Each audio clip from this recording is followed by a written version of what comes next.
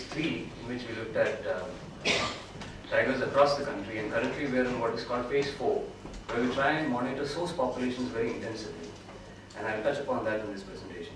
But we at WWF are looking at 6 landscapes where we're working. These are the 6 landscapes that actually also what the landscapes that NTC looks at. The Terai Arc landscape, which includes Corbett that you'll be looking at. The Northeast landscape, including Manis and Kazan, and the Satpura Michael landscape, or the Central Indian landscape, and the Western Ghat landscape, and the Sundarbans. These are landscapes because they are interconnected in a meta-population framework, but we are also involved in some of the tiger reserves outside these landscapes that are mentioned there. We are involved in a whole host of tiger conservation strategies, which is assisting the department in anti-poaching and mitigating conflict. But in this presentation, and also because of the fact that we've been increasingly involved as a conservation NGO in monitoring, a lot of our time and effort has gone into working with NTC and the state forest departments and trying to look at tigers both in tiger reserves as well as outside the tiger reserves. And we were involved last year in bringing out a joint report for the All India estimate. Madhu talked a little bit about that. And currently we are in what is called the phase 4 estimation, where we camera trap source populations, not just tiger reserves, but also those outside, to try and see what the estimates there are, what the numbers there are. And incidentally, we happen to be the largest partner to NTCA this year, covering more than 23 sites. So where are these 23 sites? Each of those yellow dots that you see in these landscapes are tiger reserves. As you can see, there are more red dots. These are areas outside the tiger reserves, which are actually either extensions of the core areas or source areas, which are breeding areas for tigers, which are seen outside. And we are involved with 26 biologists actually monitoring them. These are either PhDs from the Wildlife Institute or people who are trained in the tiger estimation methodology. We are not restricting ourselves to source areas. These are corridors marked within these 6 principal landscapes, where we're trying to see how tigers use and move between source areas. As we saw in the last report, there's almost a loss of 20,000 square kilometer that is lesser occupied by tigers this year. So this is clearly an area that we need to focus on as well, besides monitoring the sources. I'll just come to the first landscape, Terai Arc landscape. As you can see, this extends from Rajaji all the way up to Valmiki.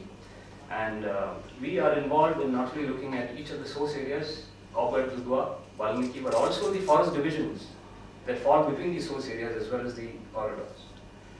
I should come to that. If we were to segregate Terai, and I'll talk a little bit more about Terai because I know you're going to Corbett tomorrow. So if you look at Terai into different blocks, you can see that the first block is called the Rajaji block, fragmented from the next block because of the Chilla Motiju corridor, which is the second block is Corbett. The third block is Namdur, which involves forest divisions, it's not a PA. The fourth block is the Dudhwa block. And the fifth block is the Valmiki block together with Chitwan on the Nepal side. So we are working in all these blocks in the Terai. But I should first talk about the Ramnagar area that is just next to Corbett, because hopefully you'll be seeing the Kosi corridor, the resorts that are coming up there, levels of conflict as you also get into Corbett Tiger Reserve. So this is the first corridor. If you look, this on the left is Corbett, on the right is Ramnagar. It's the forest division, not a protected area, separated by the Kosi corridor. Now this corridor, if you look at, the black dots are all villages. And for a long time, Dr. Gopal was hinting towards this. Ramnagar was thought to be a sink for which tigers from Corbett would come. They would either die or they would pass through. But our monitoring here is showing otherwise. And but anyway, we started with this corridor. We thought, let's look at this corridor in great detail. Try and look at what is the level of tiger usage. You can see this map again. What we did is we deployed 86 camera traps. Each of those points, these yellow points, are camera traps on either side of the corridor. We wanted to see how many tigers would be using it. Are they moving? If so, what is the frequency? And in an effort of 1,806 trap days, what we got was 13 tigers are currently using the Kosi corridor. And as you can see, by the 12th day, they have reached an asymptote, meaning these are resident tigers. We didn't get any further captures beyond 13 days. So actually, the Corbett and the Ramnagar population are a single extension, where you have individual tigers that are either using part of Corbett or they are resident in Ramnagar. And as traditionally believed, Ramnagar is not a sink, it is very much a breeding area. We estimated 15 out of those 30 by standard methods. And what is even more interesting is, you might be wondering, considering all the resort development and all the noise that is being made, is this corridor really viable? But the fact is that tigers are very much using this corridor, and it kudos to the adaptability of the animal. There are three sections of the corridor. One is called Amrandar with Dikuli. Hopefully you will see that. The first one is here. Dikuli is where the resorts are, and Amrandar is here. So this area is being used by tigers. The second area is between Sundarkal, which is a village, and Mohan here. The third one is a minor corridor here. So these corridors are still functional, but given the current rate of development of the resorts, when this seminar is talked as backs to the wall, these 13 tigers that are there, they're definitely with the backs to the wall. If you look at the height of the resorts, walls that have come up in this area, they'll either be cut off to one side of Cobbett or to the other side of Brown, if we do not intervene. So just to explain to people, the resorts are all coming up along that river. Yes, right? Yes. And the river is where, which is more or less, which is also the point at which the tigers cross to the other side. Yes, which is the Ramnagar forest. Which is the Ramnagar forest. Yes. There are still sections within this, corridors within corridors, so to say, or sections where they are able to cross for certain reasons. If all these areas are built up with resorts, there will come a time where tigers will not cross, as we've seen in Gola. The Gola corridor essentially is cut off. So we don't want such a situation to arise if we intervene at the right time. And not just tigers, all these were got from the Kosi River corridor, the Asiatic black bear, we got the red fox, surprisingly, as low down as Ramnagar. We went a step further. What we did is we plotted the tiger locations on this corridor. We looked at the current rate of resort development and other unsustainable development that's coming in. Very conservative estimate. And if you look, what this map shows is the least cost corridor currently is between this part of Ramnagar, which is near Sundarkal, and Cobbett. So tigers would, if they were to cross, the easiest way for them to cross would be like this, which is very easy to understand. But just focus yourself on that area. This is 2015 map. This is 2012. 2015 you don't see much change. But as this development progresses, you can see the corridor will get cut off. And as you go to 2030, this will be the level. And this is a very conservative estimate. 2040, again, we are having issues. Most of the resorts currently are in this area here. We are not even talking about resorts coming up in this patch. But just the effects of these resorts into this area will mean that tigers could get cut off. In the sense they could still move because tigers are very adaptable. But we are talking about, we want to intervene at a stage when we know what's going to happen, as we've seen from some of the other corridors. Well, we didn't stop there. To just orient you, this is Kosi again here. This is a second corridor called the Davkas, the river corridor. Each of these dots are camera trap polygons. We try to look at what tiger numbers would be there in this area. This is over 400 square kilometers that we sampled. And this is also an area with tremendous conflict, as you will get to know when you visit this area. Among the highest levels of conflict in the world are found here, together with the highest levels of resort development, maybe anywhere else. So what we got here is that in 2010 when we did it, we got 26 individuals in that forest division. Mind you, this is not a protected area. This year when we did it, we got 21 individuals. And 13 of those individuals are in this Kosi corridor. This is a picture from Ramnagar, and these are kind of pictures that you would see from Ranthambore or Kana. And you see a mother with 4 cubs that are, if you look at the date is below, it comes in the camera trap. This is New Year's 1/1/2011 at 12:04 p.m. Now tigers will not roam such areas until they feel a certain level of comfort.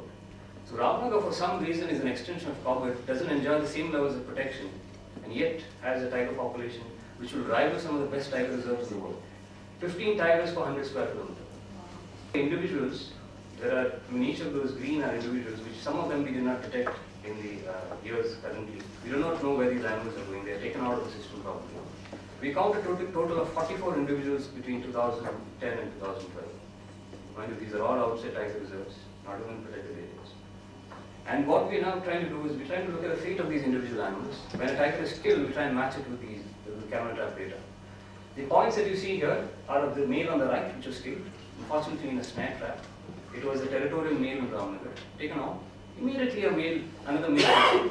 So in such areas when a male is taken out, you will not even know that the system is suffering, because it's connected to the single largest, the source with the highest tiger density in the world. And if you afford protection to these areas, this area can then spill over into the next. But as we said, this is an area of a lot of conflict, and we need, as Dr. Gopal was talking in the morning, creative measures to try and so-called have coexistence in these areas, because for some reason, kudos to the people also that have been living here. They've been tolerating these tigers. There have been schemes that have been aimed at trying to lessen conflict. You saw that picture, one of those males in the center is the one that is dead out there. We don't know how this male died, but like we were just discussing with Mr. Yadav in the morning, any tiger death that is not a certain is poaching. So certainly these are areas where poaching could be happening, and we're trying to track the fate of these individual animals. What we are also looking at is we are not restricting itself to monitoring. Each of these red dots that you see are village locations where we've been involved in compensation for the last 16 years, together with the Tiger Corporate Foundation. So these are areas where, just to give you a figure, between 2006 and 2010, we compensated 4,000 kills made by predators. Close to 1,000 kills happening around the Corporate Tiger Reserve every year, to give you a level of conflict that is involved. Is the tiger feeding on 1,000 kills a year? And there is no other site from what we know in the world that has this level of conflict. How much would it be in Gir? Much higher. Gir would be I'm higher. talking of tigers. No, I am just trying to get my estimations. Large cats, yeah. But Four that's legs, one Malhari tail. sitting in between. And leopards in the mountains would also be higher. You won't even have records of the conflict. Yeah. But still 1,000 is huge. But people tolerant and give hardly any complaint. That's not something that you should ride on, but it's a very different attitude. Exactly. So that's an amazing fact that these people are somehow tolerating these tigers together with the compensation that's involved. And as you know, when a tiger moves to such areas, often wild prey is not as available as cattle. Today, I think it was Dr. Gopal who mentioned 14% of the world's cattle is there in India. So a tigress that is raising its 2 cubs, mostly on cattle in the garden. And this was, thankfully, it was compensated. What we do is WWF together with the Tiger Corporate Foundation immediately gets to the spot, gives the villager an interim compensation so that the kill is not poisoned. And we monitor this tiger, ensure that it feeds. The kill shouldn't be burned, because if the kill is burned, what happens is that the tiger goes on and makes another kill. So as long as compensation is given and the tiger feeds on, this is a way for tigers to survive without way outside the system, provided people are compensated. And if you can look at this picture, there's a tiger carrying a small cub, just a few days old. You see the cub in the mouth? This is the same tiger as the one above. But after just a few months, it went on to litter again. Most likely, earlier cubs did not survive. So, I mean, the kind of stuff that happens outside our tiger reserves are almost as amazing and challenging, if not more, than what happens within our tiger reserve. And this is in the Tarai Forest Division, Tarai West Forest Division. This female was first caught in Ramnagar Forest Division. But I'll come to another protected area in Tarai that is not a tiger reserve. This is Rajaji National Park, separated by the Chilla Motishu corridor. One side is Western Rajaji, the other side is Eastern Rajaji. We estimated 13 individuals in Eastern Rajaji with a density of 5 tigers per 100 square kilometer. The western side only has 3 females, and it is cut off by the Chilla Motishu corridor. For a long time, tigers have not been moving between Eastern and Western Rajaji. This corridor is not very conducive to tigers per se. So 3 females, you know that the population is like extinct. That means the male crosses over the corridor. So this is perhaps an area where you can translocate a male. Intervene now, you've got to start with 3 females before you lose those 3 females. So this is Eastern Rajaji, this is Cobbett. Eastern Rajaji is able to see a recovery largely because it's connected to the source of Cobbett through what is called the Lansdowne Forest Division, which is essentially acting as a corridor. We did the estimation this time in Lansdowne. We got 14 individuals in Lansdowne with a density of 4 tigers per 100 square kilometers. So this is also an extension of Cobbett. And we're seeing a lot of turnover in Rajaji, sometimes as much as 60% turnover every year. Turnover meaning? Meaning the same individuals are not there. 60% of them are gone. So where do they go? I see. Where do they go? Because they are connected to the source of Cobbett, Yeah. you are able to get quickly replenished. Yeah. Good. Interesting. And this is actually a tiger that was, the picture on top, February 2012, we matched it with a tiger that was got from Rajaji, which is poached in close to Lansdowne Forest Division. So this is something that we've been able to do with our monitoring. And So how far is the distance? well, the distance is about, I think about 20 kilometers from where it was got. And NTC has been very open to us coming up with such information, and they've been using it to try and find out what exactly is happening in this area. But yes, the point is, this is Cobbett. These 2 blocks are Cobbett. The 2 blocks that we talked about, Ramnagar and Lansdowne, are very much extension of Cobbett, but they don't enjoy the same levels of protection. Somehow tigers are surviving in these areas. These should be considered together with the larger, as a larger Cobbett picture, because as you see that green, what it indicates is that they are equally good for tigers. But for some reason they are not being managed at the same level, the same levels of protection. you come to one other area in Terai, this is what is known as Nandur. It has been talked about for a long time. This is an area of about 1,400 square kilometers.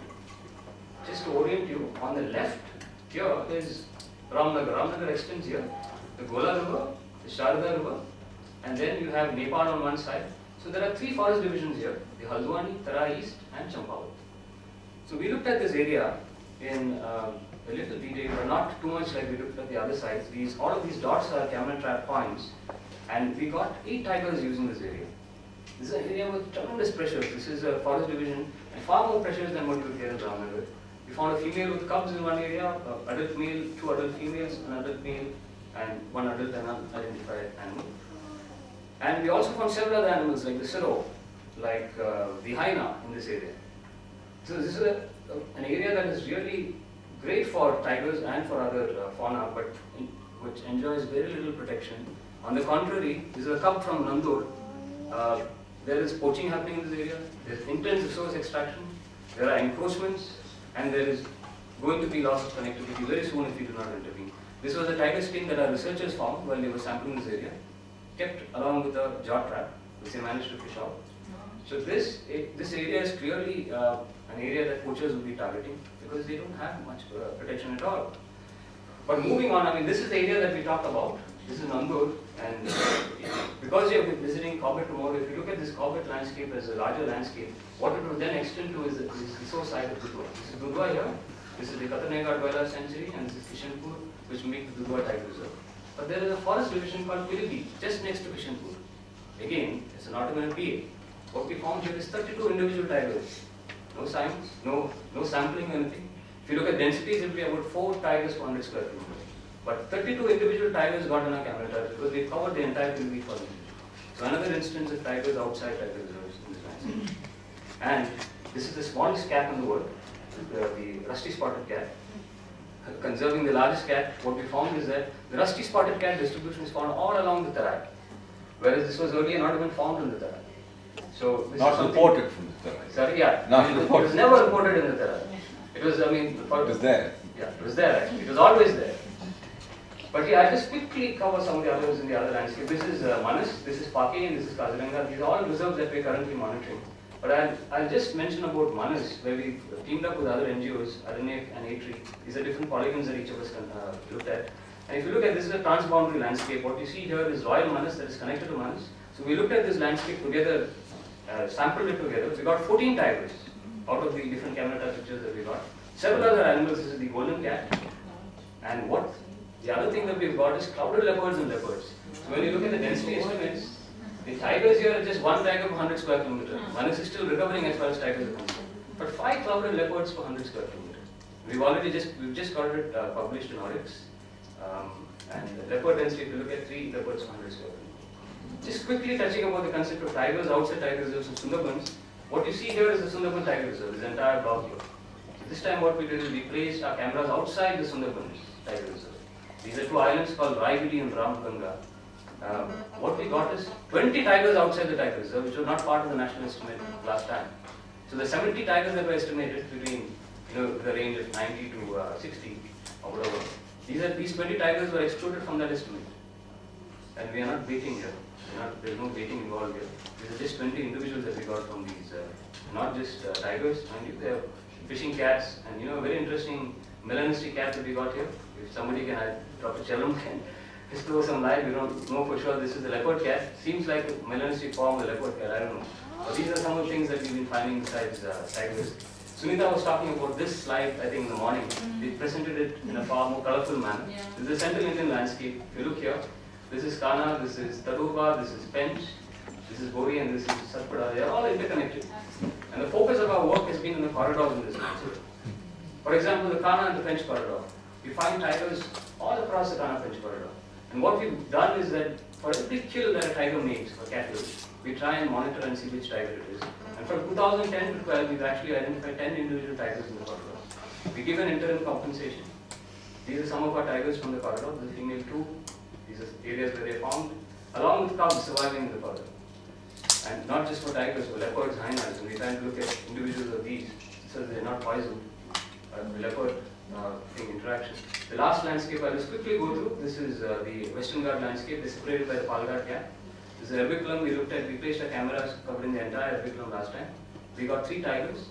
These tigers are using the same landscape as Nilgiri Thar. But the source site in this landscape is Parambiculam Anamlai, this area that you see here. This is where the main source site here is. This is a leopard that we got in Parambiculam. As you can see, it's a melanocytic form of the leopard. Like you have, the tigers with close stripes.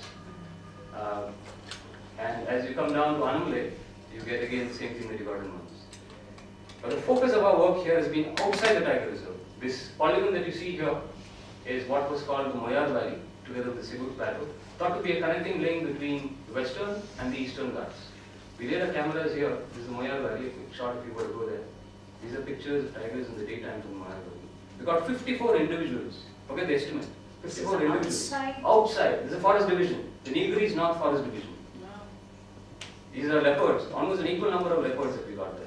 And a very good site for hyenas. And this is clearly also a breeding site because we identified 6 breeding individuals in this reserve. Sorry, not the reserve, but outside the reserve. And this is why not, if you would, for example, this time as part of phase 4, as Mr. Yadav will explain, you have to cover either the entire reserve or at least 400 square kilometers. Because Wayanad is lesser than that, this is Wayanad, we covered the entire reserve. These are breeding individuals from Wayanad. You won't believe it, we caught 70 individuals from Wayanad. And if you look at the size, it's just 344 square kilometers. And these are actually higher. I mean, if you look at the other 2 time reserves in the Periyar is seen together with the KMTR landscape, you get 38. Parambiculam is seen together with the IG landscape, you get 34. So we're talking about 70 tigers, individual tigers. In a non-protected area. In a non-protected area. And it's something that NTC has to be commended because this is something that they have, to protect it, but not tigers. Yeah, the early estimate, mind you, was 40 tigers from 2,387 square kilometers. I'll quickly go through it, interested in you, Hari. Yeah. So if you look at it, 120 tigers from just 2 sites, Wayanad and Satimangalam, both outside tigers.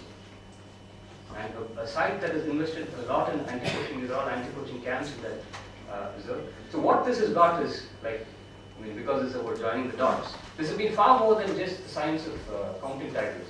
What this has given us is baselines for tigers, for source sites, tiger reserves, but also for those outside source sites. We've all been talking about trying to increase the number of tigers outside, but we've never looked at it in great detail. Where can we increase? What this has given us is where exactly we can increase, and depending on the area, the carrying capacity, the numbers. We've come up with not just tiger densities, we've looked at cowrie leopard, hyena densities.